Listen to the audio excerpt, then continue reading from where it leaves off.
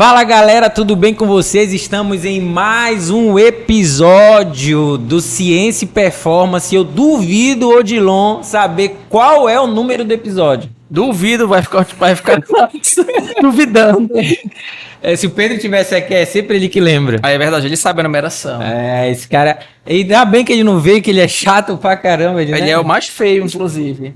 Galera, é o seguinte, a gente tá com um convidado, a gente pagou a passagem dele pra vir pra cá, não foi?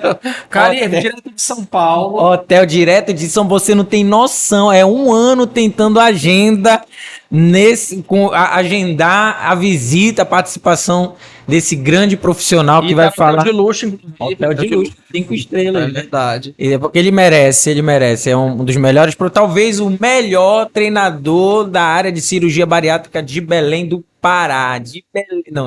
Do Brasil, né? Que não mora mais em Belém. Mas é isso aí. Mas antes de qualquer coisa, eu quero te dizer que tem um método pra gente explodir nas redes sociais. Qual é? É o método 3C para você compartilhar, caso você goste, curtir, caso você queira, e seguir, caso você tenha gostado desse conteúdo. Como você vai fazer tudo isso, vai dar certo o método 3C. Show de bola. Mas, de antemão, eu queria agradecer o meu amigo Marcos Moraes, mestre pela Unifesp.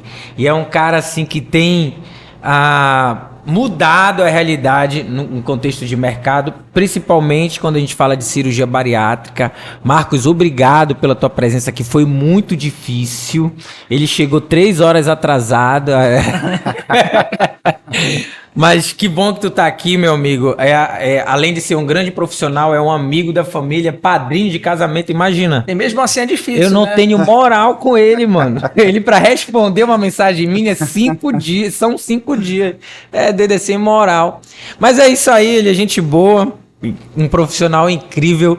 E hoje a gente vai tratar sobre esse assunto que é exercício físico e cirurgia bariátrica. Eu, inclusive, o Odilon, tem várias dúvidas aí, temos várias dúvidas e a gente tem a certeza absoluta que vai ser um episódio incrível e que vai te ajudar muito se você é da área ou se você é só um curioso que queria entender um pouquinho mais sobre esse assunto. Meu amigo, se apresente um pouquinho aí, eu sei que é muito, ia ficar 1 hora falando só das tuas credenciais, mas fala um pouquinho aí das tuas credenciais. Poxa, depois dessa apresentação, eu estou agora me sentindo pressionado a responder ao nível aqui, né, do Ciência e Performance.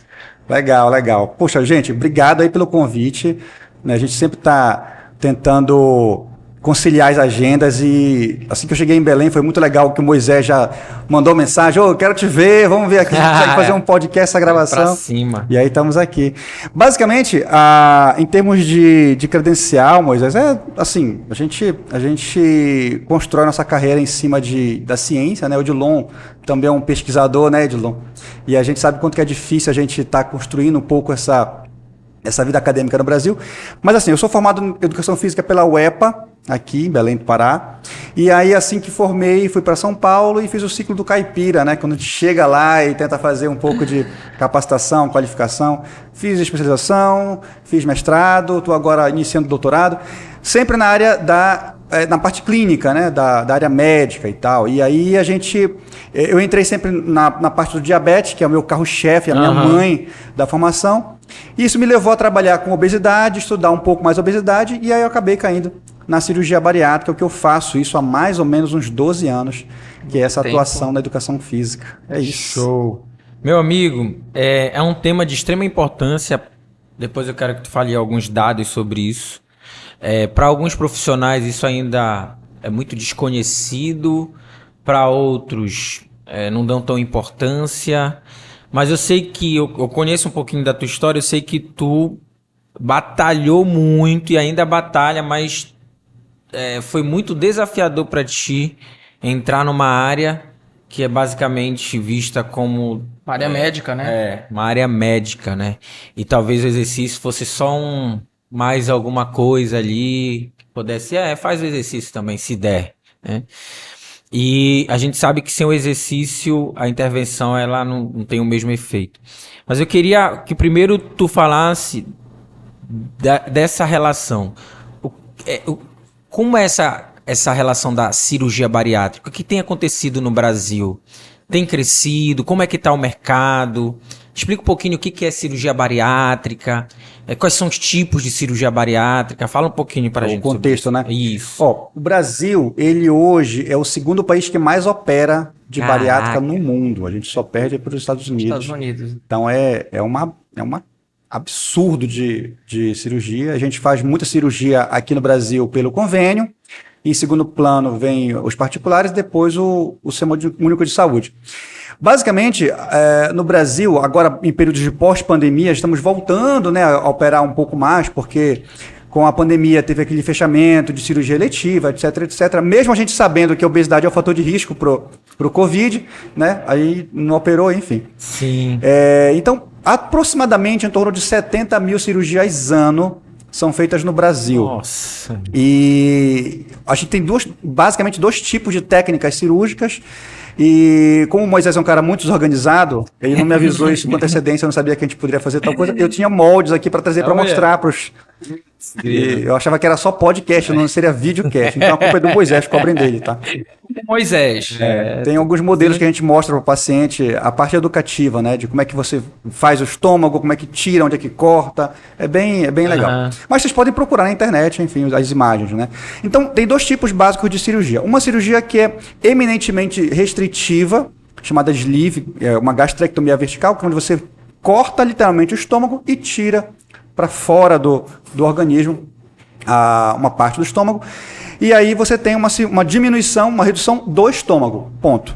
Então essa cirurgia ela tem um componente muito mais restritivo do que a outra. A outra técnica é um pouco mais complexa e essa que mais se faz no Brasil, que é chamada bypass gástrico, que é onde você faz uma redução mesmo do estômago bastante agressiva, né, em torno de 5 ml que fica na cavidade do novo estômago, chama de pouch.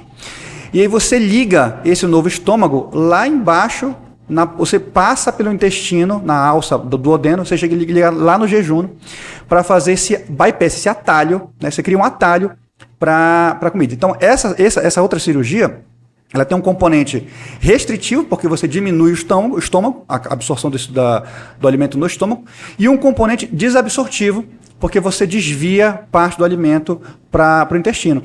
Então, essa cirurgia, ela também é chamada de cirurgia metabólica. Sim. Porque os dados vêm mostrando e mostraram muita efetividade na questão da resposta ao diabetes.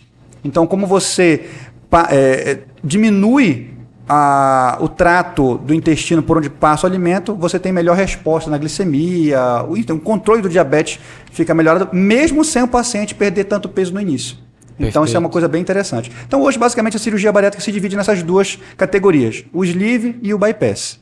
E o bypass, ele é mais utilizado por ser mais eficiente? Não, ambas têm a mesma aplicabilidade. É muito pouca diferença de perda de peso de uma para outra. Uma você vai perder 30% do peso corporal, outra perde 40%. Então, é muito pouca a diferença nesse aspecto. A indicação mais é a parte clínica mesmo. Então, por exemplo, isso, lógico, o médico vai avaliar juntamente com o paciente. Por exemplo, a gente sabe que a cirurgia do sleeve, ela tem um componente...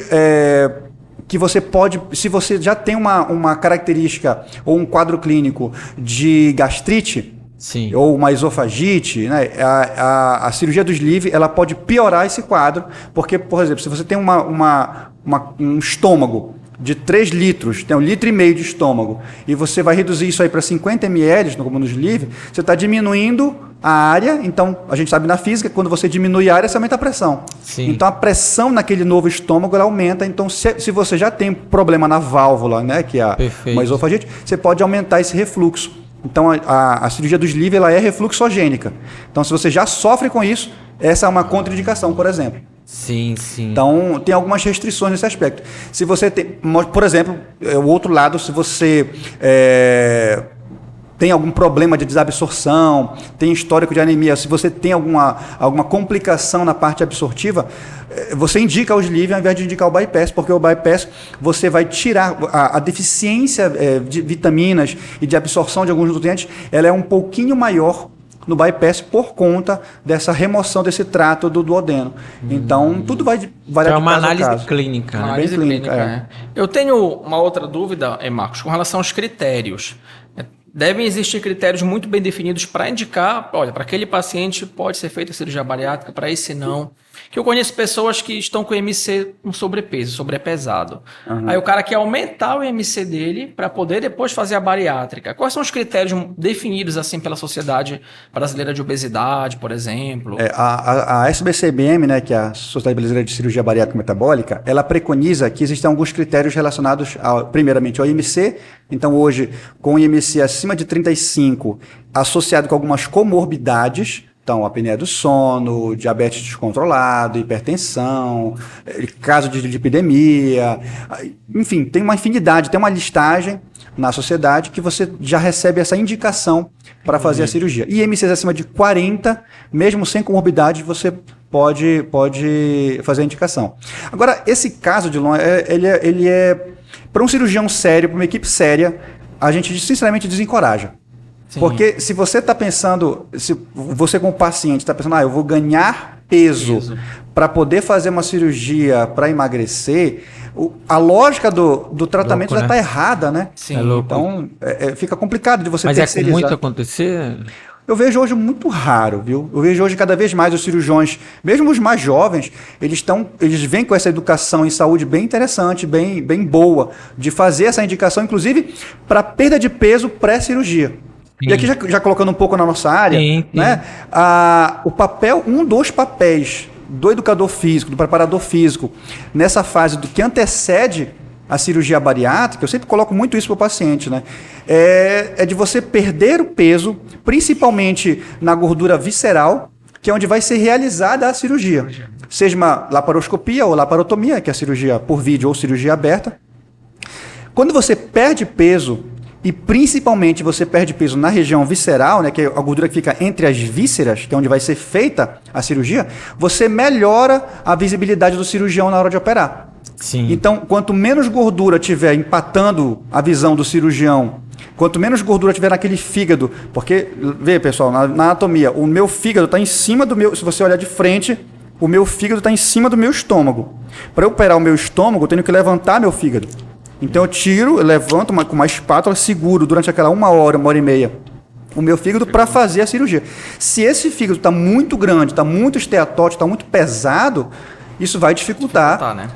Ele tem risco de perfuração hepática, ele vai ter risco, de repente, de ter alguma intercorrência durante a cirurgia. Então eu já falo para o meu paciente, eu como o profissional da educação física, que vai atender esse paciente que vai fazer a cirurgia, eu já falo, olha, a minha função aqui com você não é fazer você emagrecer para não operar. É fazer você perder um pouco de peso minimamente para a gente ajudar o cirurgião a ajudar você na cirurgia. Perfeito. Então, vamos me ajuda a te ajudar. Sim. Né? Então, essa questão. Então, assim, em termos de risco, a gente fala muito isso, né? É muito mais aconselhável você indicar para o paciente uma perda de peso previamente à cirurgia para a cirurgia transcorrer melhor. E aí tudo melhora. A alta do paciente vai ser mais ótima, ele vai ter menos gases entrando na cavidade abdominal, porque assim, não sei quantos aqui já viram alguma cirurgia por vídeo, laparoscopia, né? Tem no YouTube, né? Deve ter no YouTube. O princípio é assim, existem algumas cânulas que você vai tomar algumas facadinhas, né, na cavidade. Uma delas é uma injeção, eles injetam gás carbônico na cavidade abdominal para você inflar. Você fica inflado durante a cirurgia. E esse gás, ele vai circular ali porque você tem que despregar toda a parte do músculo, da gordura, da fáscia, tem que despregar dos seus órgãos internos, para o cirurgião poder operar. Eu costumo dizer que é o mesmo princípio do macaco de carro. Né? Se você não consegue trocar um pneu de um carro com o pneu no chão, sim. Você tem que levantar o pneu. Então, esses gases que circulam durante a cirurgia é para dar esse espaço. Grava comigo. Se você tem uma grande quantidade de gordura e vai fazer a cirurgia, mais gás tem que entrar para sustentar aquele teto durante a cirurgia. Se entra muito gás, você vai ter mais desconforto no pós-operatório, de dores de gases, e aí tem que fazer mais deambulação, tem que caminhar mais, tem que fazer todo o protocolo, e aí isso vai dar um perrengue para você depois da cirurgia.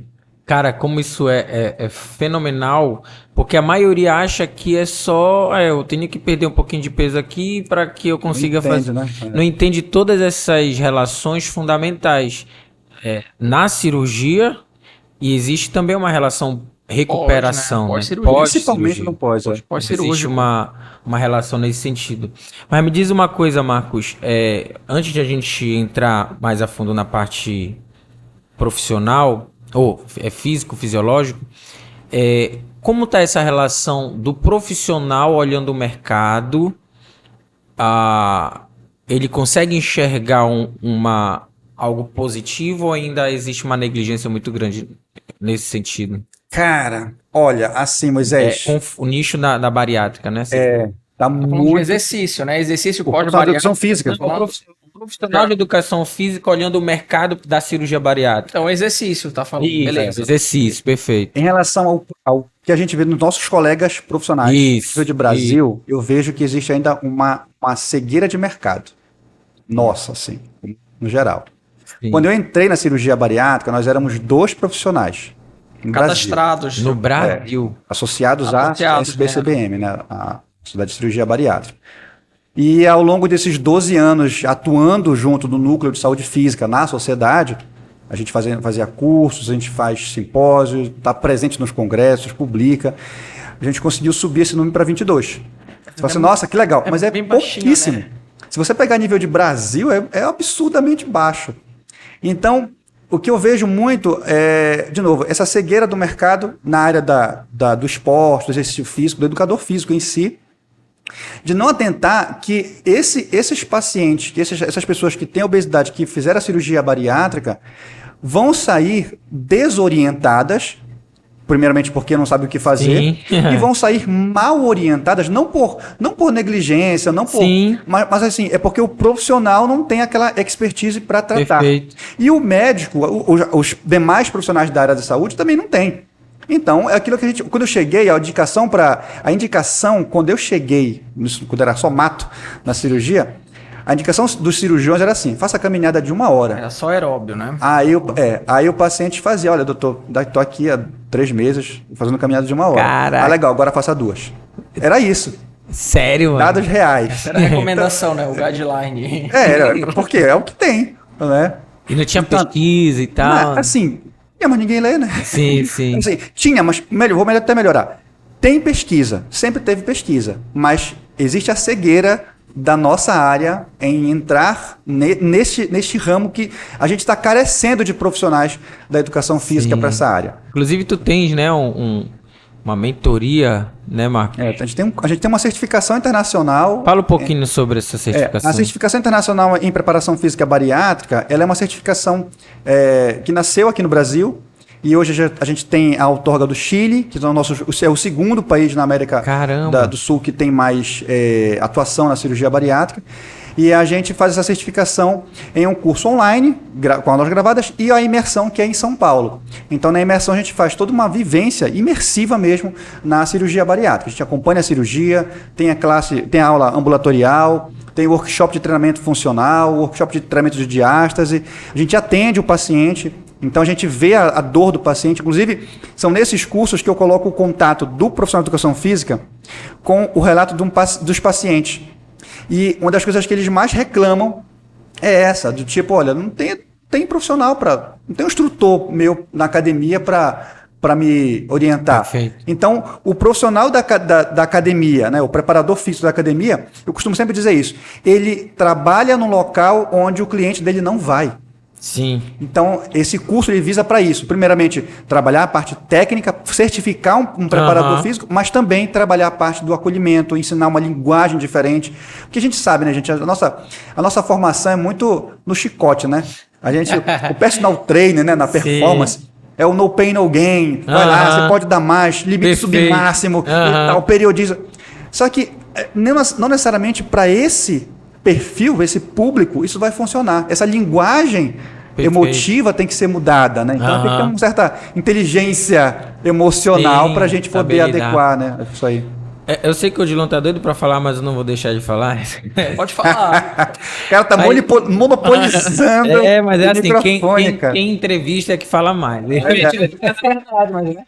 eu quero 2 coisas importantes. Diga. Aí, pra galera. Porque assim, qual é o grande, talvez, relação aí? É achar que o profissional de educação física, para atender bem, cara que tá, a pessoa que tá fazendo cirurgia bariátrica, fez cirurgia bariátrica, ele só precisa entender de exercício físico. Exato. A maioria das pessoas, elas têm essa consciência. Agora vamos lá. Duas perguntas importantes. Primeiro, a importância do exercício físico nesse processo, antes, durante e após. E quais são os cuidados que o profissional de educação física precisa ter ao atender pessoas que fizeram cirurgia bariátrica? São duas perguntas. Aí. Vou condensar as duas, Tá. para a gente poder, né, ficar mais dinâmico. Assim, o educador físico, esse profissional que vai trabalhar com o paciente, primeiramente ele tem que entender da doença. Perfeito. E, gente, lembrando, obesidade é doença, tá? A gente até vai falar um pouco sobre isso. Ele tem que entender sobre a doença para tratar com o respeito que ela merece. Esse é o primeiro ponto. E aí a gente tem que entrar na área médica, tem que estudar, tem que ler, tem que se pesquisar em relação ao que é a patologia. E fazendo esse link entre o que você sabe sobre o exercício físico e a doença, você vai delinear o tratamento. Como é que funciona esse tratamento? No pré-operatório, eu geralmente, no meu consultório, eu atendo o paciente no pré-operatório pelo menos uma consulta para a gente fazer toda a parte, além de anamnese, avaliação física, a gente também fazer a programação do protocolo que esse paciente vai levar para o hospital. E as orientações que ele pode ter, assim, de preferência que ele tenha em relação à perda de peso pré-cirurgia. Então, essa consulta, ela serve para você preparar aquele corpo para operar bem. Então, você melhora a musculatura de abdômen, região abdominal, você reduz gordura visceral, você melhora a parte circulatória. Tudo isso, e eu falo muito para o paciente, eu não estou falando para você perder peso, para você, né, só porque tem que perder peso. Sim. Isso aqui é uma questão, tudo tem uma relação. Então, você melhora a musculatura abdominal para você sustentar melhor uma laparoscopia. São 5 facadas que você vai tomar na barriga. Então, é importante que a cicatrização aconteça de maneira adequada, porque lembra, quando a gente cicatriza, a gente cicatriza como teia de aranha, né? Então, se você tem uma musculatura fraca na fáscia e não está bem cicatrizado e começa a fazer muita força, algum pedaço do seu intestino pode vazar pela cicatrização. A gente chama isso de hérnia. Então, uma hérnia interna pode acontecer pela fraqueza de musculatura abdominal. E você constrói isso antes de operar. Primeiro ponto. Segundo ponto, uma questão, como eu falei, de você reduzir gordura visceral, justamente para você melhorar a vida do cirurgião na cirurgia. Terceiro ponto, quando você melhora a parte vascular desse paciente, você evita um caso, que pode ser muito frequente, de tromboembolismo. Né? Então, uma trombose, o que é uma trombose, pessoal? É quando um coágulo invade um vaso e entope. Né? Então, é melhor que você tenha a sua parte hidráulica muito bem, né, operante para não ter esse tipo de problema. Então, isso aqui a gente nem chegou ainda no pós-operatório. Isso aqui é orientação de pré-operatório para um transoperatório. Né? Aí esse paciente fez a cirurgia, tudo bonitinho, recebe a alta, no caso, recebe a liberação, vai para o seu quarto, para o leito. E aí, essa pergunta é muito clássica, de muitos pacientes, até profissionais, que falam assim, depois da cirurgia, com quanto tempo eu posso começar a fazer, né, a atividade, o exercício físico? E eu sempre digo o seguinte, a cirurgia bariátrica ela é uma cirurgia hipercinética, ela tem que ter movimento. Então, 2 horas após a cirurgia, eu já tiro o meu paciente do leito para começar a fazer a deambulação. E essa caminhada não é para você queimar caloria, esquece isso, não tem nada a ver com isso. Essa caminhada é para você tirar os gases que você acumulou, óbvio, na cirurgia, né? Naquela 1 hora que você está lá operando. Então, essa deambulação, tem todo um protocolo que a gente monta para o paciente, uma cartilhazinha bonitinha para ele seguir. Ele já faz as caminhadas no hospital, quando recebe alta, vai para casa, ele continua com um programa de caminhadas e com 15 dias já inicia um treino funcional em casa. E aí, então, eu até costumo provocar um pouco os médicos e cirurgiões de falar assim, o meu paciente que passa com o nosso time, com a nossa equipe, ele já inicia a musculação com 15 dias de cirurgia. E aí o médico fala assim, mas musculação, porque na cabeça de um profissional que não trabalha... Musculação é lá na academia, né? Exato. Peso com halteres, com anilha, com barra, na cabeça dele é sempre isso, musculação. Musculação é gritar na frente do espelho, fazer cara feia. É bodybuilder. É bodybuilder. E a gente tem que falar, não, gente, o problema está no conceito que vocês têm de musculação. Né? Musculação é qualquer exercício físico que você faça força contra uma resistência. Sim. É o básico. Então, se eu falar para o paciente sentar e levantar de uma cadeira... Se isso for metodológico, bem organizado, isso aqui é um treino de musculação. Fica na ponta do pé, é isso. Então, existe um protocolo de melhoramento de resposta cirúrgica justamente para esse paciente já iniciar nesse pouco tempo. E aí, vai evoluindo todo o processo, com 30 dias ele volta para o consultório, a gente faz a avaliação, faz a anamnese e já começa a liberar exercícios mais complexos. Com 45, quase 60 dias, a gente já libera fazer abdominal. Lembrando que isso é baseado numa resposta ótima do meu paciente, porque cada caso vai ser um caso, né? Sim, sim. Mas eu desenhei para vocês basicamente o papel desse preparador físico aí nesse processo de pré-operatório, orientando para o transoperatório e no pós-operatório imediato. Né? Porque depois de 6 meses, quando o paciente atinge mais ou menos aí a meta de perder 50% do excesso de peso, que é a meta cirúrgica, a gente vai começando a melhorar, a incrementar os treinos. Entendi. E aí já melhora a alimentação, já periodiza. Então, aí já começa a entrar a mais a área da educação física mesmo. Né? Sim. E quais são os cuidados, Marcos, que o profissional de educação física tem que ter pós-cirurgia? Nessa fase inicial, principalmente na questão da cicatrização desse paciente. Então, veja, vamos pegar uma cirurgia por vídeo, que é a que mais faz no Brasil, né?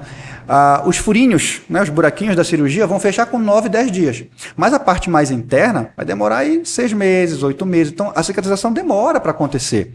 Então, não que esse paciente não tenha que fazer nada, ele tem que fazer. Mas como tem que ser feito, qual vai ser a progressão do exercício físico abdominal. Se esse paciente, se é uma pessoa que teve muitos filhos, já tinha uma diástase aparente, que tipo de cuidados tem que ser levado em consideração para essa pessoa não ter nenhum tipo de problema nessa região muscular. A outra parte é com relação à questão vascular. Nessa fase inicial, a gente percebe muito, né? O paciente sai com uma meia elástica para a questão de trombose, tem medicações anticoagulantes que ele tem que tomar. Então tem toda essa questão desses cuidados, tanto da parte de prevenção de hérnias internas, quanto a parte de trombose nessa fase inicial. E aí, sempre associado com a nutrição, de acordo com a evolução nutricional, porque o paciente passa, nessa fase inicial, por uma evolução de dieta. Ele tem a dieta líquida, depois passa por uma dieta mais pastosa, depois uma branda. Então, ele vai progredindo com essa parte da dieta e a gente tem que acompanhar esse processo evolutivo. Não adianta eu passar um treino ultra mega intenso se o paciente não está comendo. Tá. Né? Lembra, o estômago era muito grandão ali, sim, agora está pequenininho, não dá mal, proteína. Né? Então, quando a gente fala de prescrição, essa evolução, ela tem aí o quê? Uns 6 meses, 8 meses? Aproximadamente 6 meses, na parte inicial. É porque assim, a gente percebe, a gente faz um cálculo com o paciente de uma previsão de perda de peso. Sim. No primeiro ano de cirurgia bariátrica. A gente estipula esse cálculo, lógico. E aí eu sou muito orgulhoso da educação física porque a gente conseguiu colocar isso em voga na cirurgia bariátrica, porque antes só se avaliava a perda de peso. Então, existia até uma certa competição do tipo assim, meu paciente perde mais peso mais rápido. Porque do que o seu acaba sendo o marketing. Exatamente, né? Exatamente. E aí diz o seguinte, se você perde peso muito rapidamente, né, muito peso muito rapidamente, dificilmente você está preservando massa muscular. E isso vai ser um fator de risco para você ter reganho de peso. Então, assim, de que adianta você perder peso às custas de músculo? Né? Músculo é patrimônio. Se você perde isso aí, lá na frente vai fazer falta. Então, a gente faz esse equilíbrio entre, olha, você tem que perder peso, tem que bater meta cirúrgica? Tem que bater meta cirúrgica. Só que mais importante do que você bater meta cirúrgica, tem que bater meta da parte de composição corporal. Porque eu prefiro meu paciente perdendo metade do peso só de gordura do que perder o peso inteiro às custas de massa muscular. Então, segura um pouco isso aí. Tem uma história que a gente brinca aqui, né? Que massa muscular e mitocôndria é que nem dinheiro no banco, sempre bom ter uma reserva, né? Então, massa muscular tem que ter uma reserva. E normalmente quando a gente fala de emagrecimento, é isso, cara. Obesidade, se o cara não entender da fisiopatologia, como tu falaste lá no início, que a pessoa que estuda obesidade, ela não estuda uma única doença, ela tem que entender de distúrbio metabólico. Aí tem lá resistência insulínica, tem esteatose hepática, que é risco para o paciente, dislipidemia, enfim, síndrome metabólica, é um catatal de doença. Então é muito complexo. E aí, eu estava pensando aqui, cá, com os botões, né, Marcos? Quando o paciente ele não faz exercício e ele faz lá cirurgia bariátrica, qual a estimativa de perda de peso? Tu falaste de 30%, né? Mais ou menos. Mas quanto que ele perde de massa muscular? E aí, quando ele faz o exercício, ele vai perder a massa muscular, só que ele perde provavelmente menos. Né? Ou atenua essa perda. Tu tens esses dados assim, e também do impacto no metabolismo, na taxa metabólica? A gente tem esse dado que é assim, a comparação entre o tratamento clínico versus o cirúrgico em termos de perdas de massa muscular em pessoas sedentárias. Então, o tratamento clínico é em torno aí de 15, 20% do paciente que não pratica o exercício. Na cirurgia bariátrica, isso pode chegar até 45%. Então, isso é gravíssimo. Caralho, né? 45% é um dado muito alto, né, cara? Do percentual que ele nesses primeiros 18 meses, né, da cirurgia. Então, só que assim, os primeiros 6 meses são os mais agressivos, né, de perda de peso. Então, é muito sério, porque assim, a gente fala muito da questão, e é legal, Edson, porque assim, saiu recentemente um artigo incrível, 2 na verdade, mas um que fala sobre a questão da preservação do peso perdido. E eles avaliaram, cara, todas as variáveis, e isolaram todas elas. Hábito tabagista, sexo, idade, nível nutricional, apoio emocional, suporte não sei o quê, dinheiro, tudo. E a única variável isolada que teve correlação direta com a preservação de peso perdido em longo prazo foi o exercício físico. Caramba. Então, o exercício físico, tanto que o artigo ele fala muito isso, né? O exercício ele funciona como uma pílula anti-regânio. Então, se você perde peso e não pratica exercício físico, existe 90% de chance de você reganhar o peso perdido. Quando você pratica o exercício físico, você diminui essa estatística. Então, foi muito curioso porque ninguém esperava que o exercício físico tivesse essa resposta tão grande. O impacto é muito forte, né? E é legal porque a gente fala assim, e a gente, na cirurgia bariátrica, como a perda de peso é muito rápida, a gente tem que falar isso para o paciente. Você vai emagrecer sem fazer exercício físico. Qualquer pessoa consegue perder peso sem fazer exercício físico. Sim. Mas a pergunta certa tem que ser essa. Será que você consegue se manter? Você consegue manter o peso perdido num corpo sedentário? É muito difícil. Sim, principalmente quem tem problema com peso. Exatamente. Tem toda a questão também, né? A pessoa está sedentária, perdeu muito peso.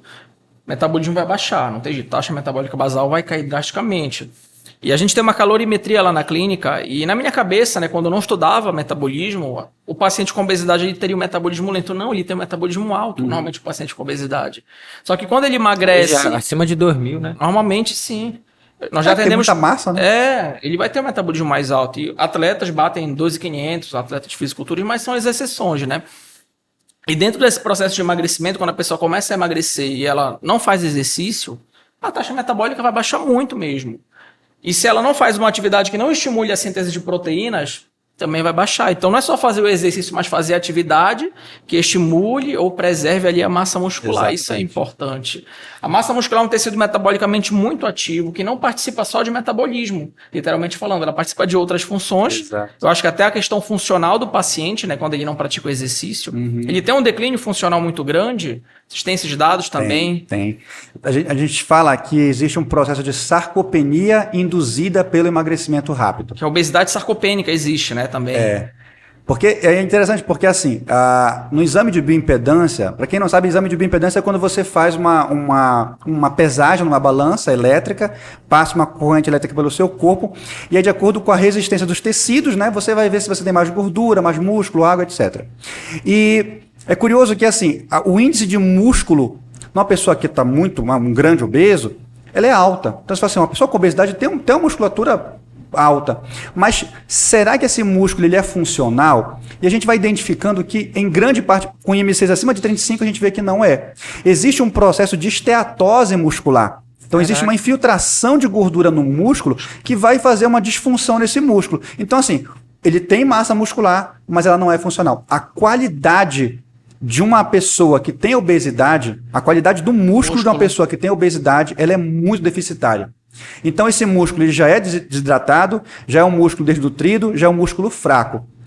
Quando esse paciente faz a cirurgia bariátrica e perde esse músculo que ele nem tinha, né, isso influencia demais na parte metabólica, na parte imunológica, na parte de cognição. A gente sabe, pessoal, que hoje a gente já categoriza isso. Músculo é glândula. A maior glândula do corpo humano é o músculo. Músculo é glândula e produz hormônios via contração muscular que vão fazer uma série de ações. Nem a gente sabe muito bem quais são as ações que os músculos fazem, de tanto hormônio que ele produz. Por exemplo, saúde capilar. A gente sabe que tem hormônios que o músculo produz que melhoram a saúde capilar, que melhoram a microbiota intestinal, que melhoram a imunidade, que fazem biogênese de neurônio.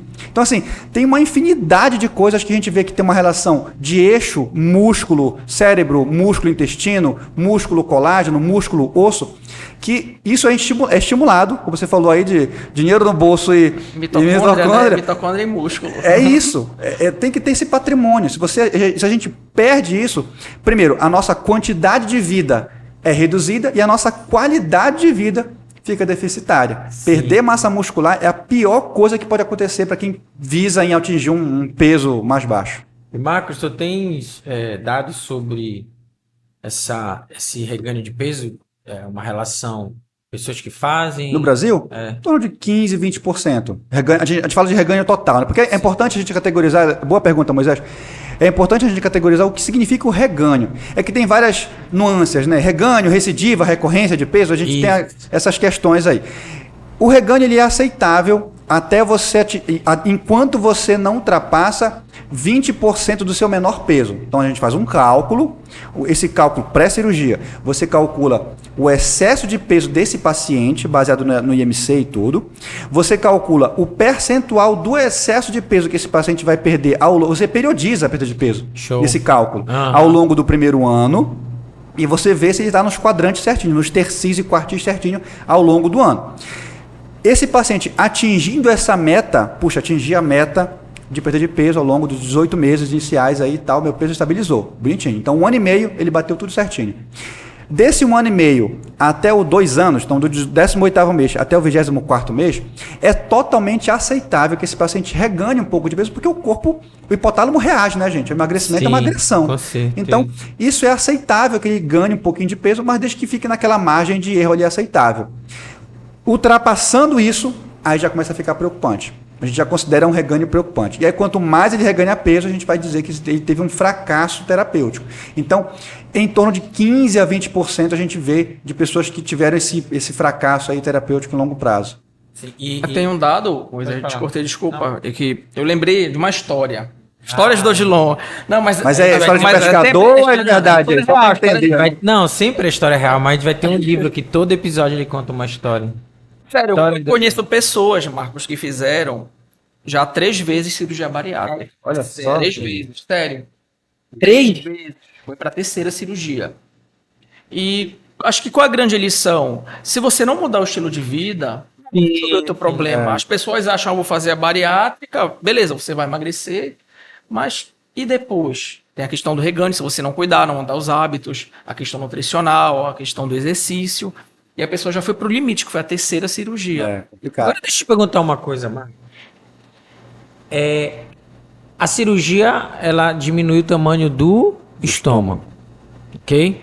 De quantos litros que tu falaste? Se for no sleeve, 50 ml, se for no bypass, 5. Tá. Ou seja, para que exista um reganho, né, de peso que não seja positivo, né, que não esteja dentro daquele limite lá traçado por vocês, né, pela sociedade, significa o quê? Que o estômago vai crescendo de novo? Essa é a pergunta clássica. Eles falam, será que meu estômago voltou a crescer? E aí? Assim, até existe o estômago é um órgão muito elástico, né? Então até existe um certo elaciamento, né? Uma certa expansão no estômago aí. Ele nunca vai voltar ao tamanho original, ponto. Isso é clássico, isso é claro. No entanto, ele tem uma certa... Ele ganha um pouco mais de volume em pessoas que reganham peso. Mas a questão é a seguinte, não é por esse motivo que a pessoa vai reganhar o peso. A pessoa reganha peso porque ela faz um uso de hábitos alimentares muito ruins. Uhum. Às vezes por comidas um pouco mais palatáveis, às vezes um pouco mais calóricas. Então ela perde o tratamento, ela faz um abandono do tratamento e isso aí começa a não gerar o resultado esperado. A gente tem um dado na sociedade, que foi uma pesquisa que a gente fez de maneira empírica, mas foi bem interessante, de 2017, de que 80% dos pacientes que estão em tratamento aí, né, fizeram a cirurgia bariátrica, desaparecem dos nossos consultórios, depois do segundo ano. 80%? 80%. Ou seja, de 100 pessoas, 80, só 20, vintão Estão continuando com o tratamento. continuam o tratamento com vocês. E eu digo mais, assim, isso no Brasil, né? E eu digo mais, se a gente extrapolar esses dados para qualquer área que se relaciona a estilo de vida, a gente vai pegar os mesmos resultados. As pessoas dificilmente conseguem manter uma consistência naquilo que não é tão confortável. Quando a gente fala de exercício físico, é pior ainda. Né? Então, essa falta de adesão, de aderência ao tratamento, isso vai gerar complicações. E dentre elas está o reganho de peso. A gente sempre tem que entender que o nosso corpo ele não foi feito. O nosso corpo ele é biologicamente ainda feito hoje para ganhar peso, para estocagem. Nosso cérebro está nos primórdios da antiguidade. A gente dispara escassez gatilhos. de alimentos. A escassez de alimento dispara gatilhos antropológicos nossos de acúmulo energético. Né? Então a gente sabe que hoje, para cada 1 quilo de peso que eu perco, que eu diminuo, o meu hipotálamo reage aumentando minha fome em 100 calorias e diminuindo o meu gasto energético em 30 calorias. Por quê? Ele está desesperado para fazer eu parar de emagrecer. Então, óbvio que isso não é uma coisa escalável. A gente sabe que até 5 quilos isso funciona de maneira direta. A partir daí a gente não vê tanta relação. Mas existe uma resposta agressiva para a gente parar de perder peso. O Dr. Bruno Halpern, um colega nosso, né, que é célebre endocrinologista, ele fala muito uma expressão do que significa tratar a obesidade. Perfeito. Ele fala o seguinte: tratar a obesidade, você cuidar da pessoa com obesidade, você tratar o emagrecimento, para a pessoa que está com obesidade, é igual você tentar andar numa escada rolante ao contrário. Ou seja, você precisa continuar fazendo o mesmo esforço para não sair do lugar. Porque se você acha que você chegou no seu objetivo e vai parar de fazer aquilo que fez você chegar no seu objetivo, você vai voltar. Não existe meio termo. Se você faz, tem resultado. Se você não faz, você não tem 0 a 0. É igual sedentarismo. Se a pessoa falar assim, não, eu não faço nada, mas eu estou bem. Não existe 0 a 0 no sedentarismo. Se você não faz nada, o seu músculo já está deficitário. E vai só piorando. Vai só piorando. E Marcos, no segundo episódio tu faz mais perguntas. Né? E Marcos, quais são os profissionais, cara, que tem que estar junto nesse processo? A equipe, né? A equipe, Olha, oficialmente, pela SBCBM, a equipe ela pode ser composta, fora o cirurgião, aí tem o cardiologista, tem o endocrinologista, tem a nutri, tem a psicóloga, o pneumologista só que assim, não necessariamente que o pneumo, o cardio e de repente o endoscopista tem que estar na equipe, eles podem ser indicados até por questão de convênio, às vezes fica mais caro manter uma clínica assim. Mas basicamente uma nutri, uma endócrino e uma psicóloga tem que ter. E estamos batalhando muito para ter um profissional de educação física. Tem que ter. É uma necessidade, cara. Mas de verdade, Dilon, essa responsabilidade é nossa, não é deles. Sim, a gente tem que se colocar. A gente não é ficar, se posicionar e ir atrás, não esperar, porque as pessoas não irão fazer pela profissão dos outros, não tem sentido, ninguém vai fazer. Eu também estou em outra sociedade, que é da endocrinologia, né, SBEM, e eu dou aula na Unifesp, eu dou aula para residentes em medicina esportiva, endócrinos que vão trabalhar, pretendem ser médicos do esporte. E é interessante a gente ver o seguinte, que a gente vai começar também, a gente como educador físico, né, o professor de educação física, vai começar a perder espaço para o médico do esporte. Porque o médico do esporte sabe periodizar, ele entende. Eu dou aula para essas pessoas. Eu dou aula sobre periodização, sobre método de treinamento, sobre treino de força, sobre valência de flexibilidade, de cardio, de tudo. A gente dá aula para esse pessoal. Então, assim, se a gente não fincar a nossa bandeira e dizer assim, não, essa área aqui a gente faz a diferença, a gente vai cada vez mais perder espaço para isso. E não é ficar fazendo briguinha, sabe? Trabalhar em conjunto. Você pode ser um médico do esporte e ter um educador físico na sua equipe. Você pode ser um cirurgião e ter um educador físico na equipe. E eu reafirmo isso, Marcos, porque estava fazendo agora em São Paulo o Isaac nível 2, aquela padronização internacional em antropometria. E aí eu perguntei assim pro professor, né, o Paulo Seco, nosso instrutor. Aí eu falei, Paulo, tem muito profissional de educação física fazendo o curso da Isaac? Aí ele falou, Dilon, quase ninguém. A maioria são nutricionistas e agora tem, eu diria que primeiro nutri, depois médico do esporte. Os caras estão fazendo mais curso de avaliação física do que os professores de educação física. E quando eu fiz a minha formação nível 1, já tinha lá médico do esporte, que eu fiquei até falando para ele, né, sobre ultrassom, para ele me ensinar algumas coisas e tudo que eu estava iniciando a parte do ultrassom, né, estava curioso para aprender a interpretar a imagem, mas o ultrassom é médico, é diferente, ele ficou lá me explicando. E nesse outro curso só tinha praticamente eu e a Regiane, de professores de educação física, né? Tinha um monte de nutri e médico do esporte. mesmo, cara? Então eu reafirmo, nós estamos perdendo espaço para o médico do esporte. Sim. Não só nessa parte, talvez, de prescrição, mas eu diria até que de avaliação física mesmo. Avaliação antropométrica, o básico. E assim, eu super entendo, falando agora na nossa área, assim, eu não moro em Belém, e vocês podem falar melhor que eu, que às vezes a gente não vê muita oportunidade, né, no mercado e tal, mas eu acho que a gente tem que criar oportunidade Isso também, que eu né? ia te Cabe falar. a gente a fazer, Sim. poxa, Assim que tu não tem o fizeste, fazer. Não vai ter tapete vermelho, Sim. não vai ter um ambiente ótimo para eu começar, né? Eu começo e depois o caminho vai se mostrando ao caminhar, né? As É portas isso. E vão se se a gente está abrindo. perdendo espaço, a responsabilidade é nossa. É isso que Perfeito. está acontecendo. Não dá para ficar o fulano, ciclano, não. Não é o famoso vitimismo. É. E se você é paciente, não é da área da educação física, exija do seu professor, do seu personal trainer, que ele se Perfeito. qualifique. É importante que você fale para, poxa, você se qualifica, vem estudar, vai fazer as coisas, porque isso motiva, isso estimula para o profissional se destacar no mercado, né? Sim. Agora, pra gente já iniciar o fim do nosso episódio. Iniciar Iniciar o o fim. fim. Cara, olha, Gostou? Tu gostou? Iniciar o fim do nosso. Iniciar o fim do nosso episódio. Eu falei com todo o entendimento do que eu tava falando. pode ser entendido, né? Isso aí.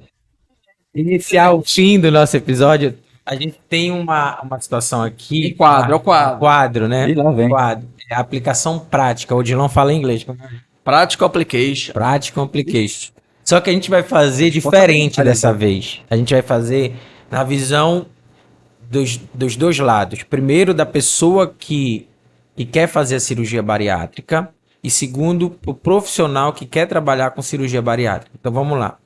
Primeiro, a pessoa que quer fazer cirurgia bariátrica. 3 aplicações que ela precisa colocar já a partir de agora que ela escutou esse áudio, esse vídeo. A pessoa que está buscando fazer a cirurgia bariátrica. Isso.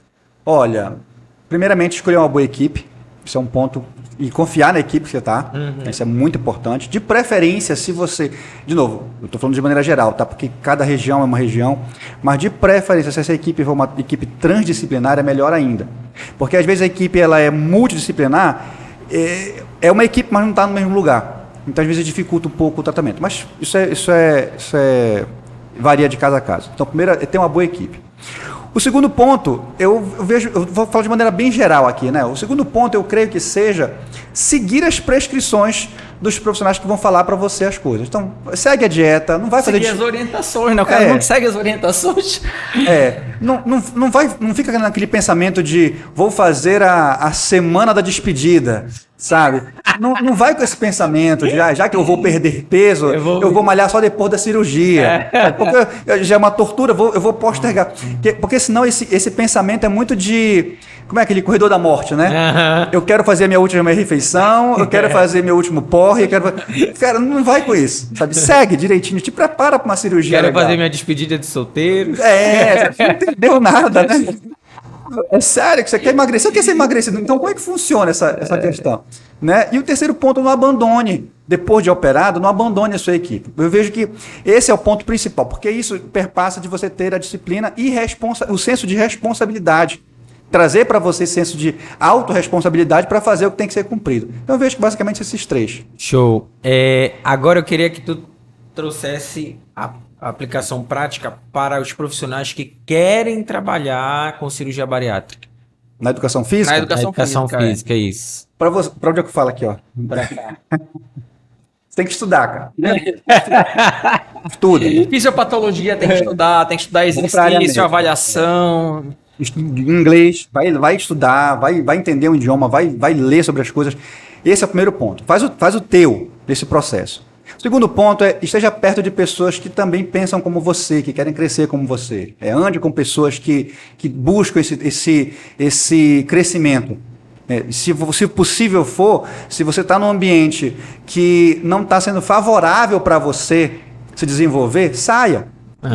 Selecione seu ambiente de maneira sábia. Né? E assim, o tempo passa rápido, viu, galera? Não espera você se formar, depois de tal coisa, não. Saia do ambiente, se coloque em ambientes que vão te favorecer Se for possível, saia de Belém, depois você volta. Sim. Se está com muita saudade do açaí, volta para cá para tomar. Não tem problema, mas se coloque em ambientes favoráveis para você. E o terceiro ponto é ter empatia. Na educação física, a coisa que eu mais ouço... Gente, na educação física, na cirurgia bariátrica, a coisa que eu mais escuto dos meus pacientes é que os pacientes não vão para a academia porque o profissional que está lá dentro não tem um olhar empático. Ele monta um bom treino, ele sabe tudo de aparelho, sabe peso, faz um cálculo legal, mas ele não olha no olho do paciente. Sim. Então, assim, até quero falar com o Moisés aí, se você consegue treinar empatia, fale com ele. Tem cursos aí que treinam a inteligência emocional, essas soft skills, né? Então faça isso, porque de verdade, isso é um diferencial absurdo num perfil de profissional que vai trabalhar com cirurgia bariátrica. Pode não ser para outros perfis, porque tem gente que pode achar que eu vou ser empático, é passar uma na cabeça. Nem de longe é isso. Empático é ficar sorrindo pro cara, não é isso. Acha que é isso. Acha que é isso. E não é. Se você acha que é isso, estude. Ótima primeira dica. Faça um curso lá comigo. Gente, vai por esse cara aqui. Marcos, pra gente fechar, agora finalizando o final. Finalizando pra acabar. Finalizando pra acabar. Cara, a coisa mais difícil hoje é a gente encontrar profissionais da educação física que trabalham com cirurgia bariátrica. Então, eu só conheço o Marcos. Mas você vê que eu não estou nessa área. Com essa propriedade absurda Então fala pra mim, dá os teus contatos, as pessoas, como elas podem te achar, a tua empresa, se elas conseguem ter o teu serviço online. Fala só pra gente fechar aqui. São mais de 1 milhão de pessoas que nos assistem. Estamos em quantos países? Spotify, nós estamos no YouTube, nós estamos no Instagram, Deezer, e agora nós fechamos com a Netflix. Estamos bem aqui. E a gente tem, assim, no Spotify, quantos países já? 8 países. Spotify. Já Belém, Belém, Maranhão, já veio do estado na sacanagem. Acre. Se for o país mesmo, tem Portugal, tem Argentina, tem Alemanha, Arábia, Alemanha, tem uns 8 países, Estados Unidos. Tem 8 países. Galera, tá legal. Mas então, é isso. Fala, dá o teu contato, como as pessoas podem te achar, a tua empresa. Tá. Fala pra mim. Basicamente assim, a Body Fitness nasceu, a Body Fitness é a minha empresa, ela nasceu nesse embrião da cirurgia bariátrica, ao longo desses 12 anos aí de trabalho. E no Instagram é @bodyfitness.br, e lá, para você que é profissional, a gente tem cursos de formação, tem um curso online com toda a parte teórica, que você ganha um e-book, enfim, toda a parte estrutural teórica, para você ter essa introdução, esses fundamentos básicos necessários na parte multidisciplinar para cirurgia bariátrica. E a gente faz o curso 2 vezes por ano, de uma certificação internacional, como eu falei no começo, né, que a gente traz o aluno para São Paulo e faz uma imersão no mundo da cirurgia bariátrica. Então a gente tem esses aspectos, não somente de você trabalhar a parte técnica desse preparador físico, a parte empática do preparador físico, mas também o network. Sim, então a gente coloca a pessoa perfeito. em contato com cirurgiões, a gente analisa o mercado dele, a gente faz a parte de mentoria acadêmica, mentoria profissional, para que esse profissional não apenas só faça o curso e fique e volte para o seu estado de sua cidade, e agora, como é que vai chegar paciente para mim aqui? Né? Dá essa referência para ele. A Body Fitness hoje ela é uma plataforma para engajamento de profissionais para o mercado de trabalho. Então a gente vê na cirurgia bariátrica. Então a gente vê muito isso. Por exemplo, no consultório, eu tenho alguns personal trainers que fizeram o meu curso, que são contratados pela Body Fitness, e aí, na demanda que a gente precisa de um personal online, a gente indica esses personagens para fazer o acompanhamento. Então é bem interessante porque eu tenho a confiança de que aquele professor ele vai entender exatamente a minha prescrição, a análise do paciente, para poder não fazer nenhuma lesão naquele paciente, enfim, ao longo do processo. E para você que é paciente, nós fazemos toda a parte de atendimento, então não somente presencial em São Paulo, quanto online no mundo todo. Perfeito. No mundo todo. Até no Quantos países já? até no Japão. Japão, Rússia, Reino Unido. Então, pra você que acha que cirurgia bariátrica não dá dinheiro, esse rapaz aqui é muito rico. Ele tá fazendo me empresta uma grana aí depois, Moisés, aquele combinado ali. Tá fazendo 5 milhões por ano, ele falou. Então, assim, você acha cirurgia bariátrica, então é só entrar em contato com esse rapaz, com esse professor profissional da melhor qualidade. O que a gente vai fazer Se você aí tá com dúvida do que dos contatos, a gente vai colocar o contato do Marcos aqui no Ele vai pra sala especial. vai pra sala Bate-papo, especial do é, bate-papo. responder a dúvida de vocês, não se preocupe. Bate-papo. Fica 2 horas lá, viu? É. Coisa rápida. É coisa rápida.